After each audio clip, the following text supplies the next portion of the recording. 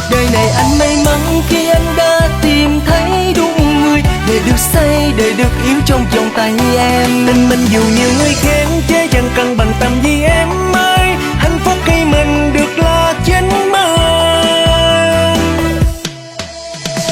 Sau bao nhiêu nhọc nhằn trong gai, vượt qua sóng gió hai ta cùng đã về chung một nhà. Ngày hôm nay hai ta đính hôn, nhân vàng đeo tay anh cứ chào em nụ hôn. Vòng tay ta cùng nhau càng hết chen tình, ngày hôm nay đẹp xinh là những đôi mình. Em như bông hoa lung linh, anh là bầu trời trong xanh, rồi soi từng tia nắng sưởi ấm tim em. Cuộc đời này anh may mắn khi anh đã tìm thấy đúng người, để được say, để được yêu trong vòng tay em. Mình dù nhiều người khen chê chẳng cần bằng tầm gì em ơi, hạnh phúc khi mình được là chính mình.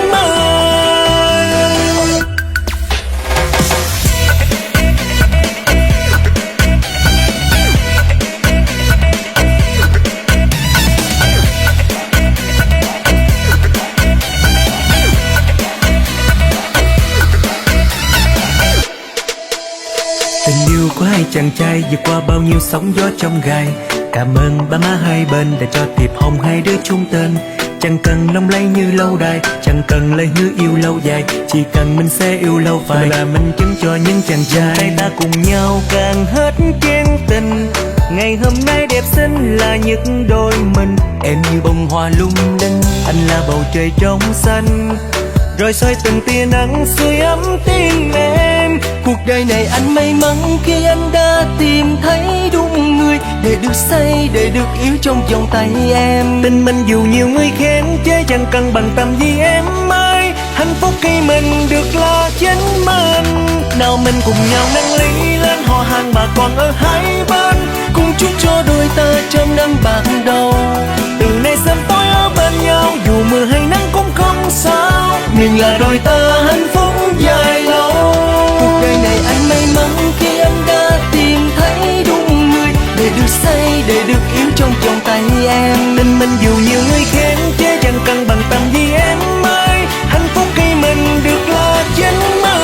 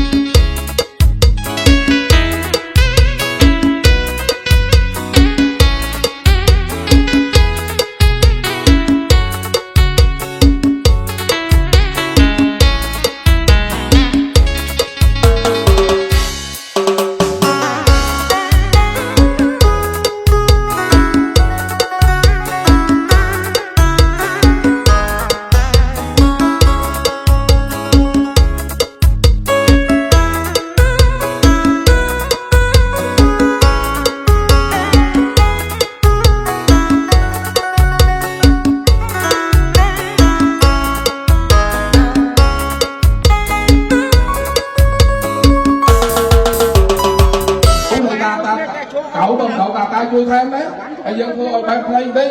Tụi mẹ play thưa hơi cho nó xong cô còn bỗng. Lại lá tà ra gặp 8 chồng mua tam tôi slide trong nhóm cho mình tham tại ban một bài. Hay là cho cậu thầy chơi cho ta còn mới hết tôi đâu. Đặt bữa đó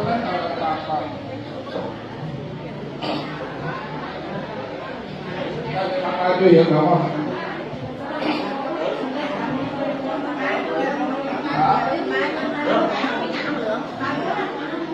Đang được làm chung thì mua không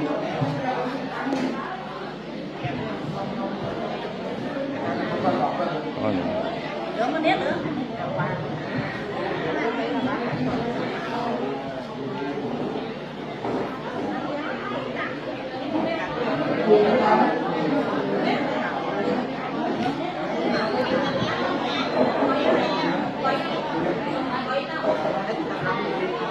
Đàm sai đàm sai là hôn và trong sai khai đi nên rồi việc ngày sau đi từ mùi rồi từ đôi khai trung tâm trong là khai đi là bay đây thế cả nhà theo mà sai sao mà làm sao tôi sẽ mà làm vì con làm đôi không tôi phải buồn đâu được khai của con tôi rồi bố là nặng thêm thuộc thêm là con là con học cảm thấy đi tôi là bố nhưng nhau của xôn của lúc đó ở khu vực này đang sẵn kháng cho bên lục phú đi khang lên lục địa lục bí hồng thị hùng xây khang lâu phương rau chơ muối khung ngọc tố thường bị xiên bị xiên đấy đây ta thường cái đấy chẳng không hai chỗ này của khu vực này khang con trai cái khang lô chân tiền cái lô trai dân thị phiên xây khang lâu phương miền bắc á thôn đồng tâm thành phố Cần Thơ thôn khe họ như đó họ thuộc dạng hai con Cần Thơ đây giờ đây những như của ban đoàn đồng phong phiên và đang cao của ban đô là vì cây thang thôn xây thái của con làm pháo tàu làm thứ khác nhưng như thôn ở đâu đó để ban ta lục cây lục tam để ban đang xây để ban xây lục hô ta chồng xây bao nhiêu nhau kia để ban hỏi một cây liên trong tấu bên can hoa hải lam mình mười ca trong ở đây đó có xuống lục bên người ta tham gia thầy tôi còn siêu pro ấy cứ tham tôi kia của thầy sẽ có miền tôi tham ở đây cứ cuốn của tay cái miền đó và nhà cái sport của tay của miền play và mau tham lái của tay này đẹp thôi đây thì quân đang lâu hoa được thơ của nhà miền không nhà tây đôi kia của bạn cao vị trí để cho bạn số rai ra bảy nước như các bạn sau xưa của tôi pro đấy như ta và người ta là tôi pro ấy thành trong America cái đó từ đó đến Tết dân nhà ta phần cả sana đôi thế và ấy là đồ là cả có ở đó và chân dung ngọc quân tạiประเทศยาอุดมประเทศยาแต่บางตะตัวสระสระตัวโตมาอย่างทางแต่ทางตะตัวผมนั่นมันก็พออยู่นั่นก็เดี๋ยวเตาไงไอ้ใจในใจเหมือนใบชัวทางโคนใจเราตรงนี้เอาใจก็เหมือนเอาไอ้ยังใบชัวđấyบางทีมันเอาแล้วที่ใบเอาเราđấyนะมันใบเอาตามở bên đây từ sáng như bạn nói không dân nó đồng mô dân dân con cam thơ con cam cái ba thôn của con thì ba con được kia được cam thì ba con sai thì ba sai lỗ cho chồng sai ở khu vực đó bên một tiền nó bị thiên thì ba cái chọn con cam coi con con để bên mua con này kia là gì á con trong dân như linh con trai bất thủy còn bên mua con phong đây được xa cho tôi được kia ở đây đây một coi con sang con cam rồi thêm một coi đây của tôi được xa con đâu là con ở đâu về đi dương khi mà dương mong nó miền phong thêm mà đang má lại cứ đem sang rất là vui vô miền xa ai xa phù miền đem một rồi lúc một đòn thọ tiên ta dương nhắm nó bằng ban tiền khá tham lại thời nhớ ban luôn đem sang rất là vui một khá đâu tha ta luôn ai nhắm đâu như ta đất thiên gia ở đông hoặc là sao bây giờ tôi ở đây thế mà bạn của nó bị cháy bạn hàng trong đấy có một group mà sẽ là tôi chủ nó bị cháy chứ có mà ta group đang sang tâm một lúc hết cái thay lên một to các vị trí to một lúc đấy tiếp mà càng càng có mình càng là hai đấy cả thành ra không mở ở đó đấy cho ơi cái hàng ngã đó hàng tôi sẽ mưa chẳng có cả đấy chẳng có đó lắm trong họ ai á ta cũng rất là ta cái họ ban họ cùng tôi lên chơi lại còn lên cho nên là ai sao nhớ ôi ông mẹ ta bà cái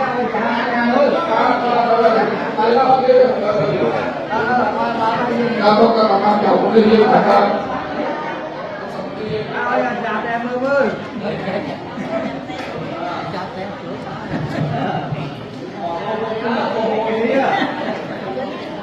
cái tàu đấy mình chạy tàu đấy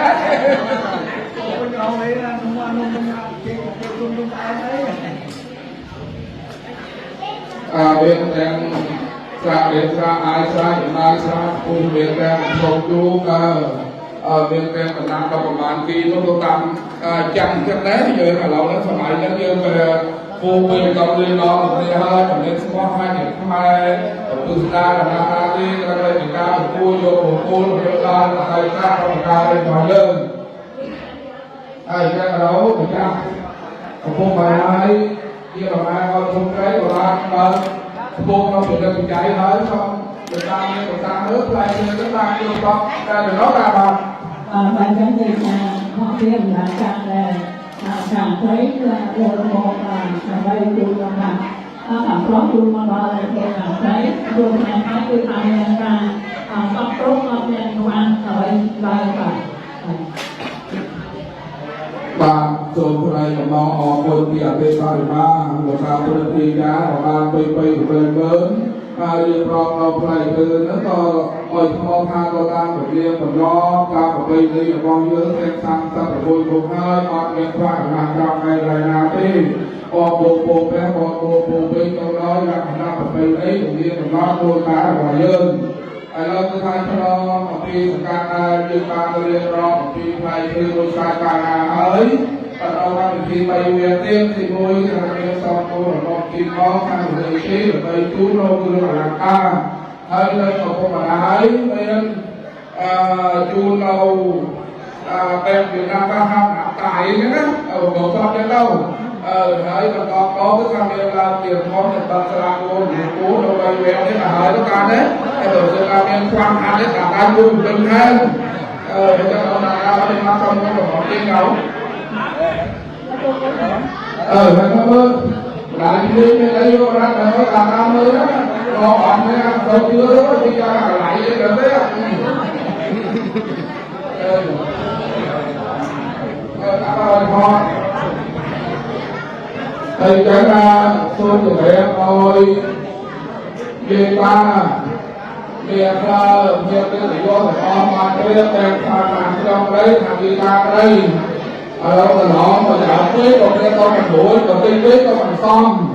ở những cái thằng kia chú nói luôn là sao đem xe ai đem xe coi chỉ tiên thì chắc cho thấy luôn mà nó nên mà hơn nhưng mà hay ấy nên người cầm phá xe sập tiền nó cầm xa bao ngày ca đã tài hay thêm bẻ liên tiếp tôi này lên tao nhưng mà hàng sập tiền lấy lại ra nên ca buộc lắm tôi thêm bẻ liên tiếp có gì là mà cái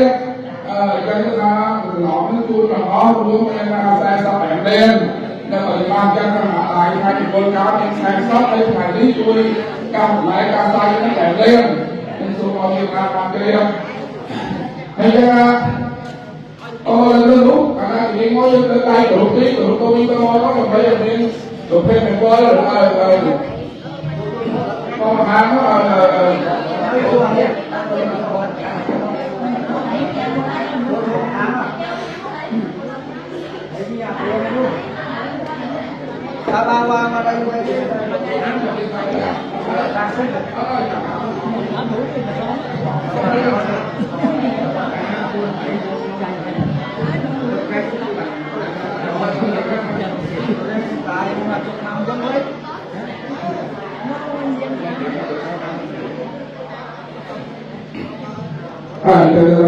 Langsung biar sekali terima adanya kopi kepada dia yang sahkan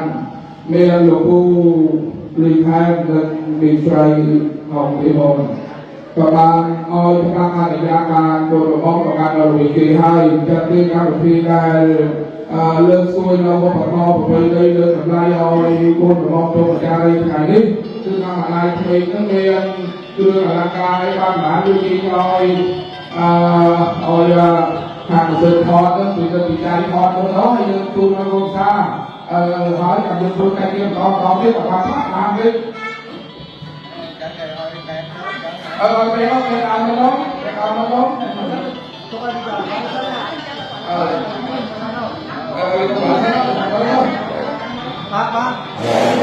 ba dòng này luôn ai thì con ơi bé cao hơn mình đó mình nó cao giá hơn mình làm cái bạn thử ơi hả có thích mèo mèo hả cái mèo mèo mèo mèo tôi cho bây giờ tôi đi mèo เป็นครัวซาตะปีของเรียนเกี่ยวกับโยมดอกพลายพลาดอกวิสัยสารปีของพัดเรียนโยมแม่พวกเอ๋ยองค์เกี่ยวกับโยมแม่สังขารประบาลบอกผู้ร่วมอย่างบรรณาตาคัดตัวรอดาวโอ้น้องตัวแผ่นบอลไทยเพื่อเรียนรู้ใจประมาณเรื่องของการเราแก้ติดตัวแก้ติดสร้างสกัดเรากับโบเรียนกับความเมตตาไปนะพร้อมนั้นทำเราสร้างหักคอความเมตตาไปนะกับลายปราบยางเราเลือกเราจะจัดประกอบเป็นอะไรไปเรื่อยบานโยนใส่กระดานตามก็กระทอไปเรื่อยบานไปก็เรียนลงเรืออลังการเมียนเมียนแปลงก็หอมกันเอาชมไปใจกาสมเด็จกับเป๊ะบอกอุ้งก็หอมเสียได้ในระดับดาวใส่ออนกินเลยโยมก็หอมซ้อมเรียนหน่อยให้หลายคนเล่นอย่างนี้แล้วก็มีหอมเรียนเนี่ยจากเตลินเราบนโต๊ะของมีผู้เรื่องอลังการเฮ้ยก็เป็นเราการตีบนโต๊ะแบบวันนี้การเป็นลายนั้นเป็นความงามเราเป็นนะลุงแนวกีฬาการดำใจหาใจนั่นคือเป็นงานแบบ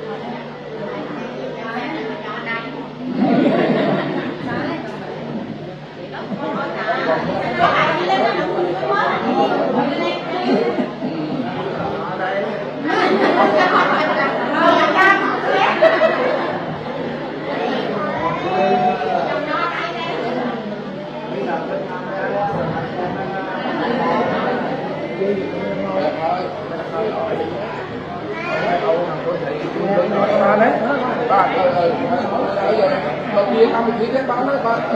cô ấy làm cái máy nổi đó cái đó chú là bỏ mình là chuông đó bần đậu nó nhầm coi thử đó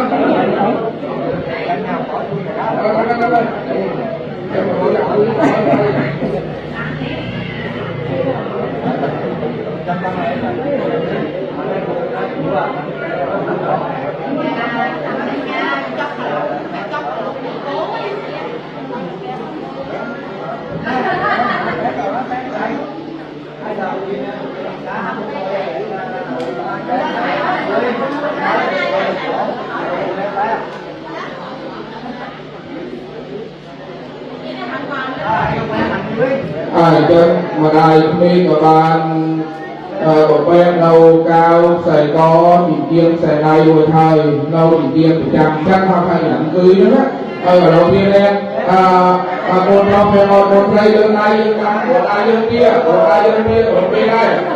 đấy đây ở đây ăn nó ổn á nó đấy mà ăn kia nó ổn đó căn tay nó ổn á đây căn tay ơi thầy mẹ ơi mình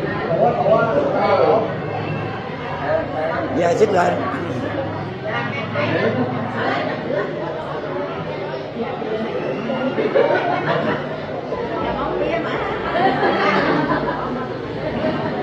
rồi cầm hai cái dơ lên để cầm hai cái chiếc nhẫn á hai đứa dơ cao cao chút xíu rồi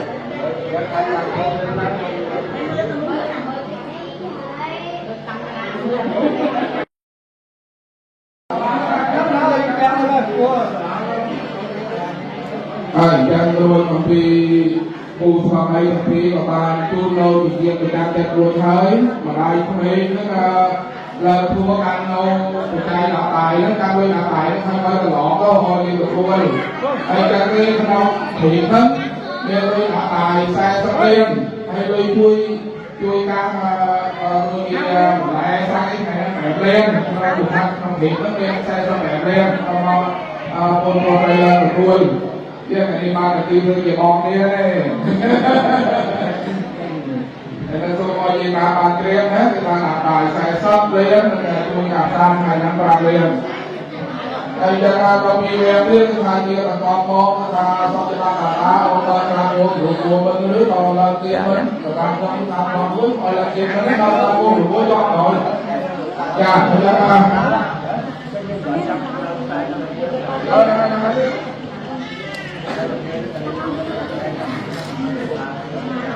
đầu tiên hỏi có đấy em bắt ra uống rượu rồi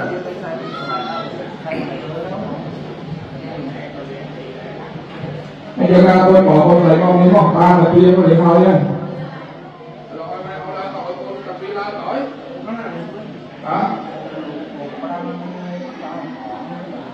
tiền không đó tiền không là nó ở làm sao để cho con này kia nữa làm theo tiền tôi nó phải đầu tư tay nó ôi giời ơi nó hãy gọi nó ra đi tôi đi phải gọi nó đi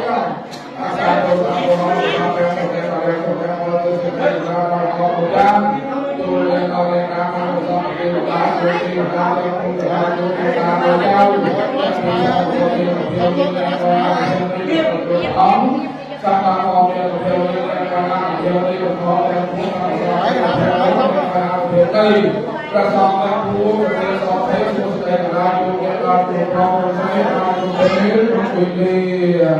cho ông rồi bay ông rồi bay nuôi thì tại người ta tôi cũng rất cũng có hai bài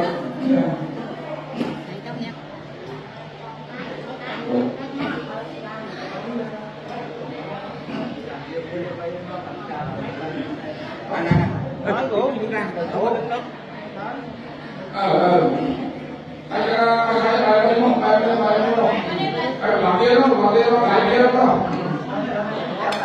thầy cho đâu có về thì con tiếp con ra uống rượu với con à con đi xây là về này chứ con ra uống rượu rồi con phải chứ con là lợn đấy cháu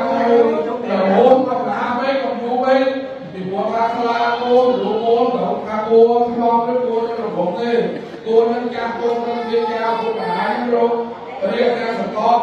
ตัวเรียกกับโมโหหรือเนี่ยออกสมาแข่งอะไรหรือเนี่ยแต่แก้ใจกับความน้อยในการเลือกการขอจะหนาวเนี่ยที่อยากจะเป็นหนาวแบบหนาวท่านไหนอยากทำเรื่องทำแค่วันแรกของแค่แต่ก่อนการเล่าก็เลยเยอะเต้นเหมือนท่าจากเราหรืออยู่ใจเนี่ยนี่จังมันจากโอนไหลจากสลาเปียกแรงหรูก็เปียกสลับได้ให้โอนต่อจากสลาเปียกแรงหรูก็เปียกสลับได้cái đạo ở trong đó tôi nên đang có lương để tiếp nhưng đang lương to ba sân nặng và cả đây bảo dân nên cho bây giờ nó tôi còn có thể ăn ba ra đó phía này ăn nhập ở phía này nó là ba thà la ngọt nè mà là có hai cái có số phía bên này nó đủ biết là nó phía này tôi thấy có đủ biết là nó phía này luôn nên đây tất cả mọi người họ cũng họ cặp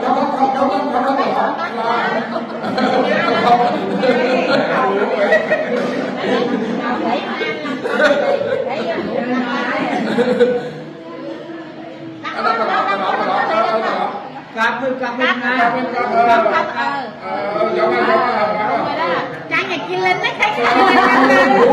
la lên đủ đất la lên đủ đó thì la chầu nằm dưới cha ra rồi như đôi trẻ thương nhau suốt đời cái đang lên tôi đưa sẽ làm đâu cha nó đâu còn đủ hay đâu chứ đâu có phải một cô cái đang luôn phải một cô cái đang luôn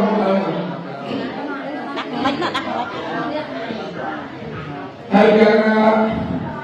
cho một thêm thì cho ba số như thế này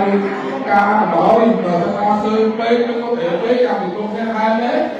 lòng cho ba 32 có cái vụ nghiệp đây cái biết con mà họ nó học cái mặt vô đây ngay mà con thầy bố ở ngày sau kia có còn là cưng tôi thầy bố kia này sau là cưng nội thứ bảy còn được rồi ba đấy thứ bảy còn được mà con thầy con thầy con không mà con tiếp tục một cái lọ đó con đấy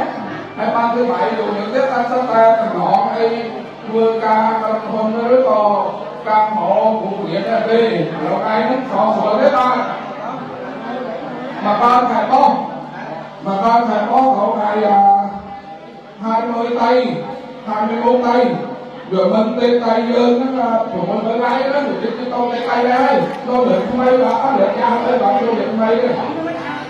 nó xong rồi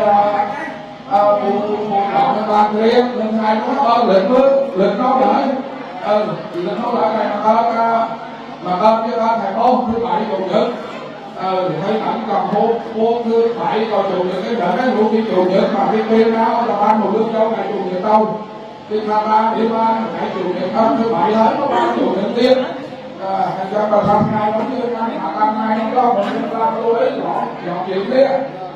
thành ra nó ra còn bây giờ chúng ta thì là sẽ được đánh ban cho con và gọi bố cùng với nó cùng với cùng nhau đây chúng ta như là không cần chúng ta nâng ưu tiên là soi chúng ta tập ca trong miền Nam ta làm cho một cái gì đó là ta sẽ một phần của ta nó cũng coi bố chúng ta xa trong con cháu này là tay là đi đến là đi học thủy nó đi học thủy nó trong trong đây đi cũng con hay kia thì ra ba một cây sống một cây bị liên con ở đây coi là con hai xa hay của chúng ta sau đi ta đi ra dưới chúng ta sẽ có một cua ra là cao như là giúp quan ra sổ hai ở đây nó thì con là ở đây nó đi kia là rồi hai con chẳng cái bán nó ta đấy kể là thứ hai đó hả nó máy móc gì đó không nha hai chỗ nó ta hai chỗ ta đi bị mày chơi đó